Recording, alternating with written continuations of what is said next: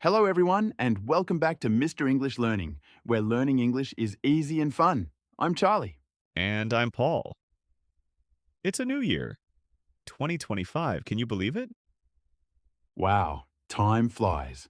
And this year, we want you to feel confident and happy while learning English. You know, Charlie, every January people make big promises, like I'll study English every day. Haha, yes. And then, after 1 week, they forget. I once bought a big English grammar book. It's still sitting on my shelf. That's okay, Paul. Learning English doesn't need to be hard. We can start small. One word, one sentence, one smile. I like that. Small steps bring big change.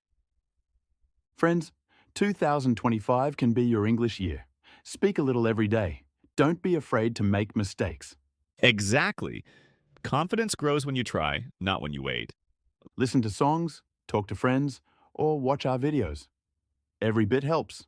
And remember, English is not just a language, it's a bridge to the world. That's true, Paul. When you speak English, you open doors to new people and new dreams. So, dear friends, be brave this year. Practice daily and believe in yourself. Yes, don't chase perfection. Chase progress. One word today, one victory tomorrow. You can do this, and we're here to help you all the way.